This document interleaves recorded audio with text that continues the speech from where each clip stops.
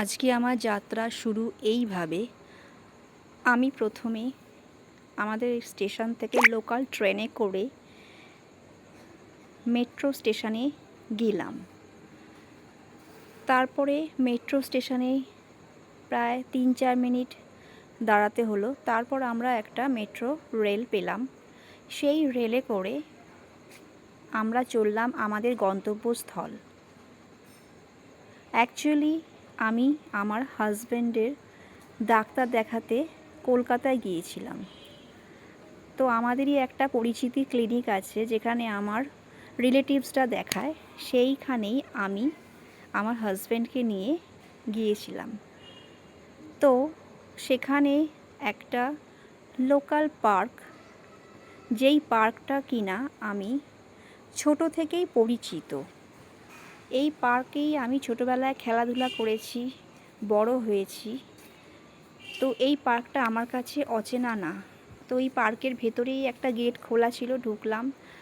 Main gate বন্ধ থাকে, বিকেল 4টের পর খোলে। এই পার্কের সেই পরিচিত দৃশ্যগুলো অনেকটাই বদলে গেছে। এই পার্কের ভেতরে অনেক কিছু পরিবর্তন করা হয়েছে, যেমন বিবেকানন্দ আর নেতাজির মূর্তি স্থাপন করা হয়েছে। তারপরে অনেক বাচ্চাদের জন্য রাইড করেছে, বড়দের জন্য খেলার জন্য বিভিন্ন জায়গা করা হয়েছে। তারপর আগে থেকেই ছিল ওখানে একটা বক্সিং ক্লাব, সেই বক্সিং ক্লাবটাকেও দেখলাম, বেশ আর কি সুন্দর করে আর কি ঘিরে দেওয়া হয়েছে। আমি ঘুরে ঘুরে পার্কটা হেঁটে হেঁটে বেড়াতে লাগলাম আর দেখতে লাগলাম, বেশ ভালোই লাগছিল। আর দুপুরবেলা যদিও রোদের তাপ ছিল, কিন্তু গাছের ছাওয়ায় আর সুন্দর একটা হাওয়া ছিল, গরমটা অতটা আমি টের পাচ্ছিলাম না। তারপরে আস্তে আস্তে বাস্কেটবল প্লেগ্রাউন্ডের দিকে গেলাম। এখানে একটা বাস্কেটবল প্লেগ্রাউন্ড আছে বড়। হ্যাঁ, এখানে ন্যাশনাল ইন্টারন্যাশনাল খেলা হয়। তারপরে দেখলাম কিছু কিছু জায়গায় কিছু মানে এক্সট্রা কিছু বানানো হয়েছে। আর এগুলো রাস্তা ছিল, রাস্তাগুলো মার্বেল বা পাথর দিয়ে বাধাই করে দিয়েছে হাঁটার সুবিধার জন্য। সকালে ওয়াকিং যারা করতে আসে সকাল বিকালে, তাদের তো খুবই সুবিধা হয় এখানে হাঁটতে। আর বসার সিটগুলো ছিল আগে থেকেই, এগুলোতে আমরা বসে বসে খেলা দেখতাম। এখানে বাস্কেটবল, ভলিবল আর বক্সিং ক্লাবটা খুব ভালো আর কি এখানে চলে।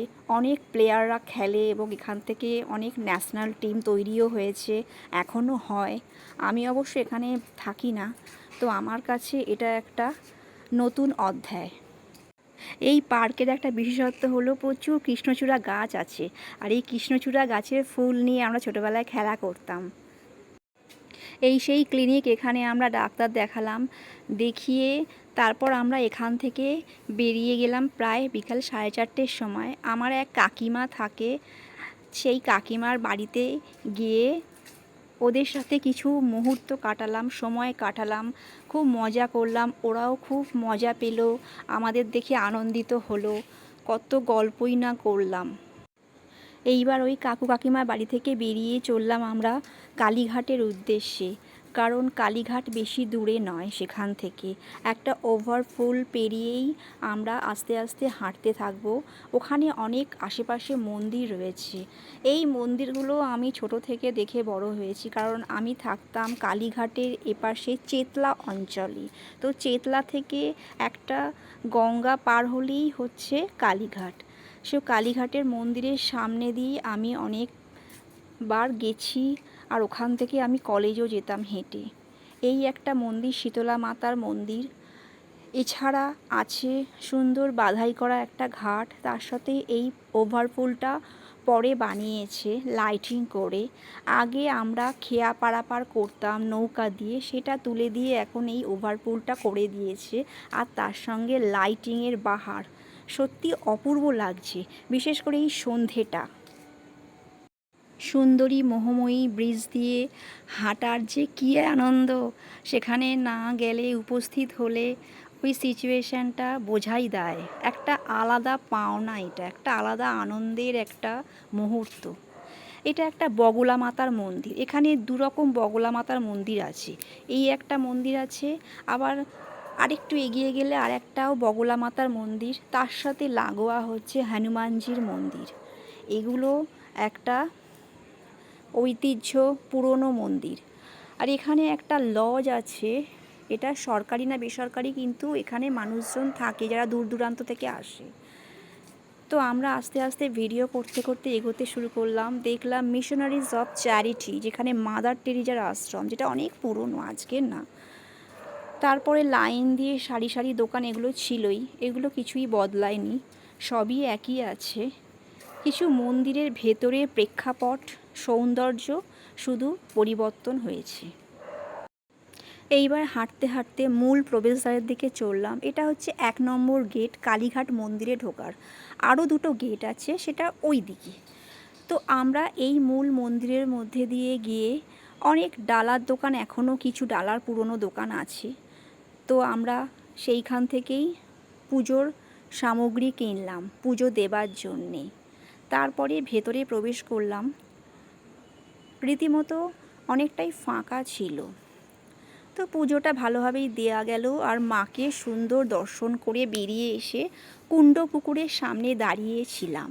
সেখানে কুণ্ডপুকুরেও দেখলাম, আগে যে কুণ্ডপুকুর, এখন দেখলাম কুণ্ডপুকুরের মাঝখানে বেশ একটা সুন্দর ঝর্ণা বা ফোয়ারা দিয়েছে লাইটিং করে।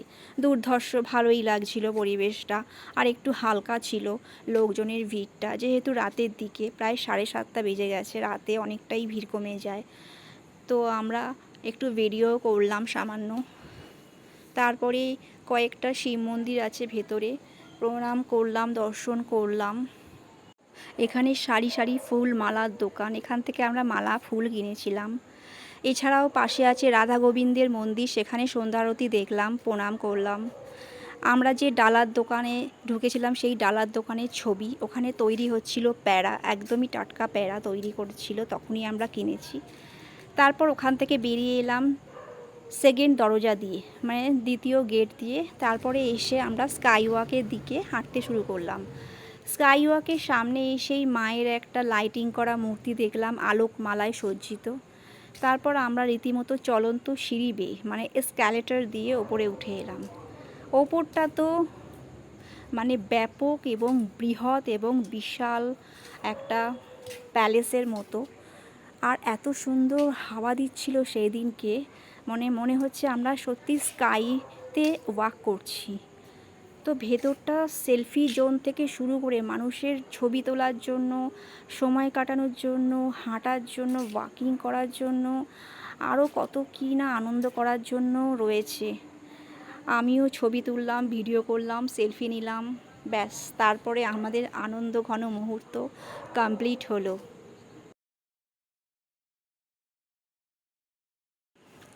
এইবার আমরা আবার এসক্যালেটর দিয়ে নিচে নেমে এলাম। এসে আমরা রীতিমতো আবার মেট্রো স্টেশনের দিকে রওনা দিলাম, কালীঘাট মেট্রো স্টেশন। সেইখানে আবার ওয়েট করতে হয়নি, কিছুক্ষণ দাঁড়াতেই মেট্রো রেল চলে এলো। সেই ট্রেনে চেপে আমরা আবার আমাদের বাড়ির গন্তব্যস্থলের দিকে রওনা দিলাম।